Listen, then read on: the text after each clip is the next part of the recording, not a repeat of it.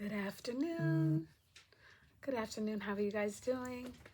My name is Amasia Star. I call you guys the All Stars, and we're here for the last day on the benefits of flirting. Oh, goodness gracious. Here we go. All right, so flirting around the world. How people flirt in different countries, cultures. Stay tuned. You're just not going to want to miss this, okay? Like I said, I'm Amasia Star. I'm here for you guys. I'm here to empower. I'm here to give you guys everything I got as an influencer, as an empower, as an artist, as an inventor. Just being myself, okay? And just trying to bless you guys with something that I just feel like might enrich your life. And flirting is one of those things we just rarely talk about. So you ready? We good? We good? We good? All right. I liken everything to a race. I'm the forever Olympic hopeful. Track and field is my sport. Runners, take your mark. And set, go. Let's go. All right, let's get into it. Thank you guys for being here. And if you're here for the very first time, you're in for a major treat. All right, here we go.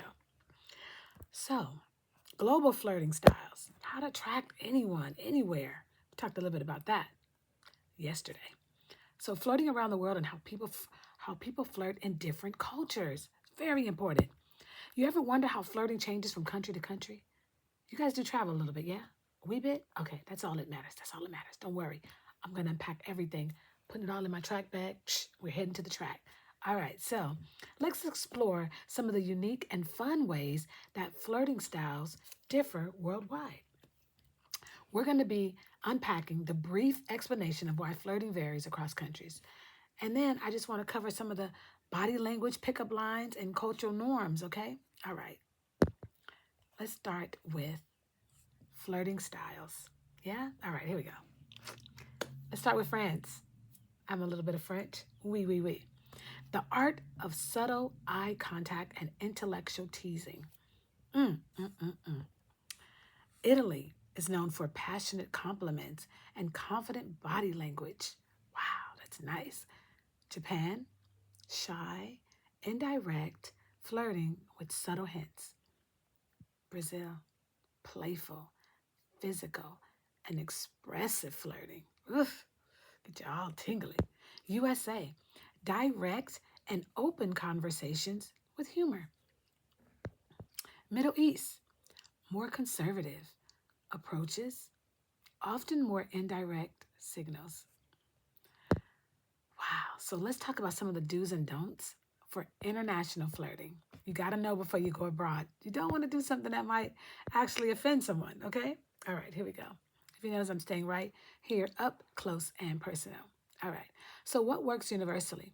Let's talk about some cultural taboos too a little bit later in the video. All right, so here we go. Please, I want you guys to comment on your flirting experiences. Please put it in the comments below. I would really love to read it. I really want to engage with you, okay? All right, don't forget to like, comment, share, subscribe at Amasia Star. All right, here we go. So you ever wonder how flirting works in different cultures? So in this video, we're going to unpack a few things from France, Japan, Brazil, and a few more. We're going to discover some of the do's and the don'ts of international flirting and how to attract people from all around the world, okay? Don't forget, like I always say, like, comment, share, and subscribe. All right, here we go. Hoo-wee. Let me see. I want to give you guys some really good nuggets. Okay. One of the flirting taboos, like in Japan and South Korea, is avoiding physical contact too soon, okay?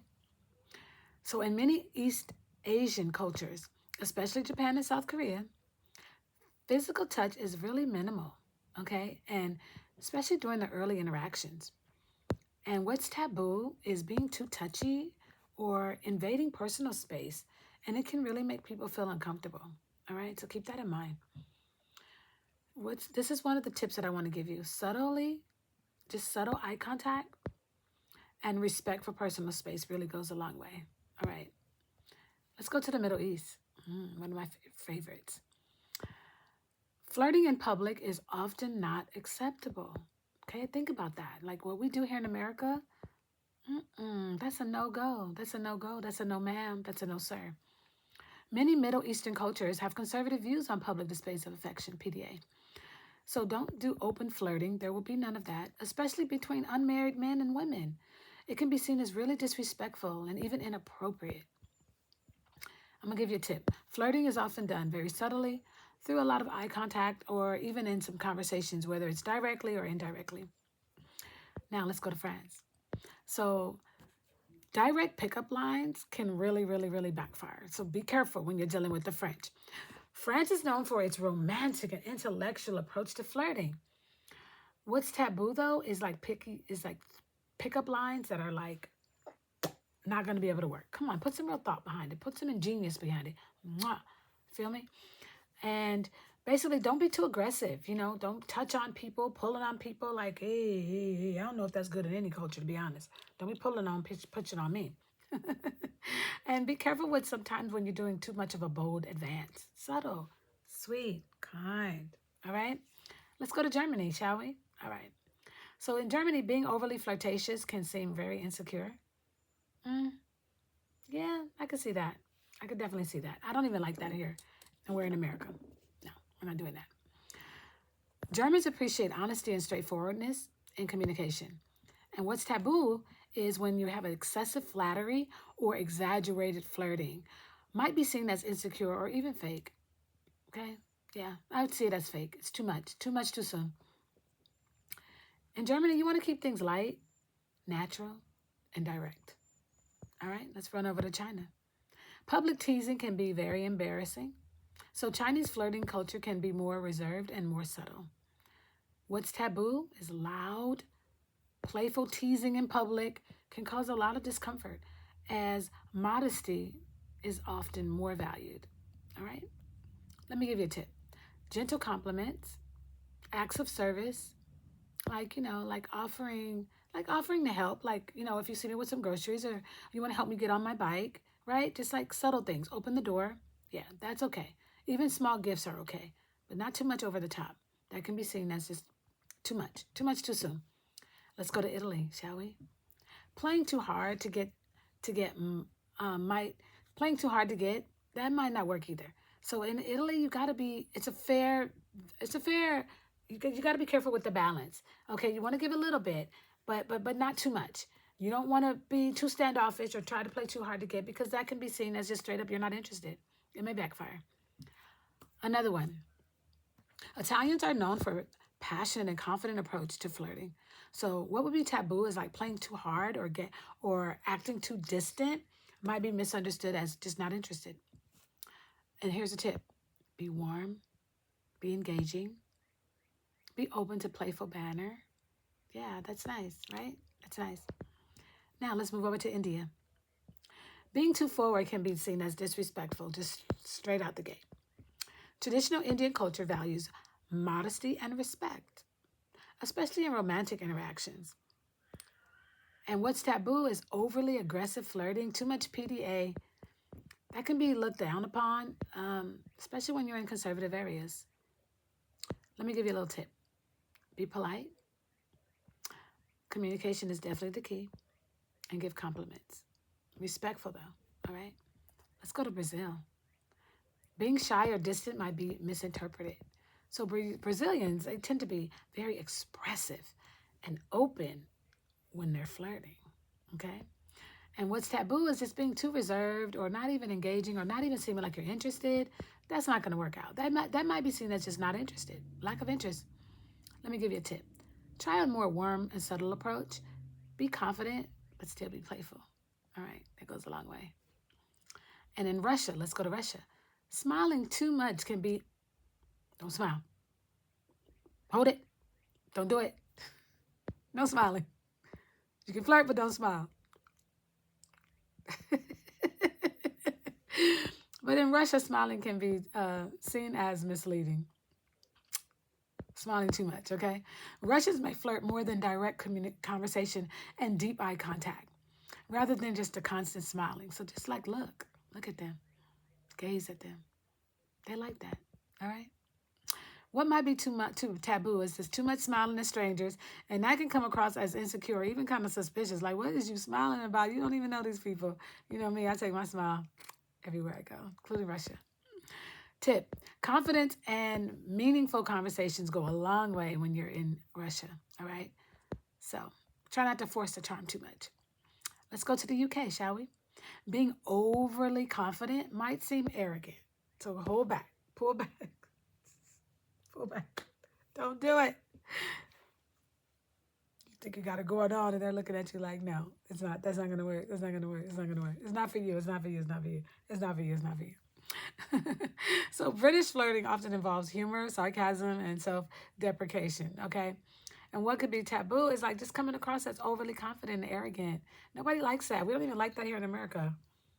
Arrogance is not going to get the trophy. Let me give you a little tip. So you can have a little bit of wittiness. You can be funny. You can be a little bit more laid back approach. And then, just it's better than just being too bold. All right? Just don't be too arrogant.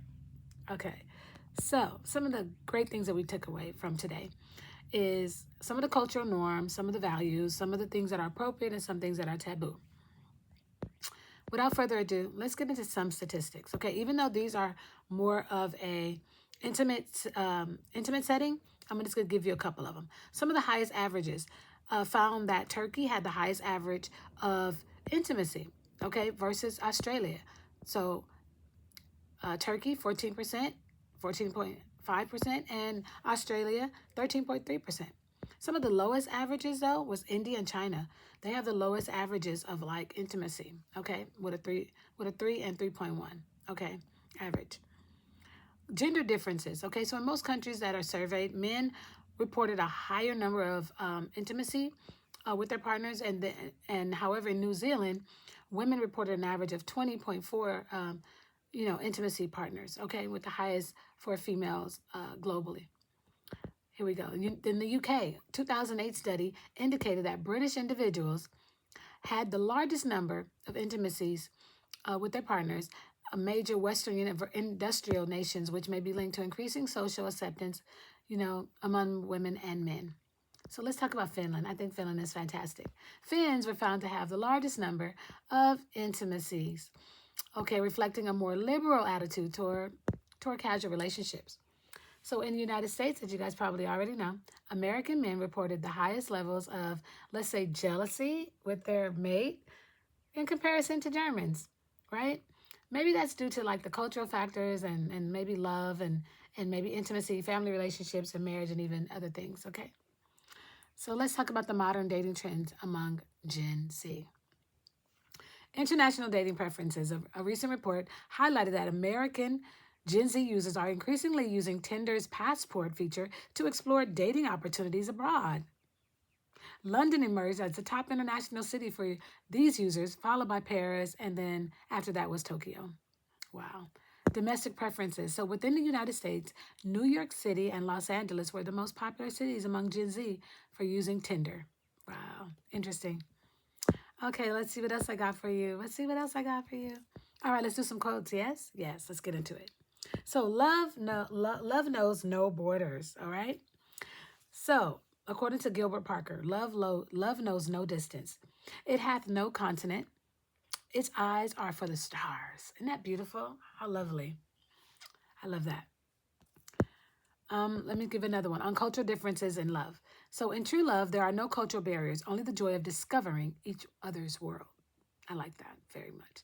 Love is the only universal language spoken fluently across every culture. I do believe that. Challenges and beauty of international relationships.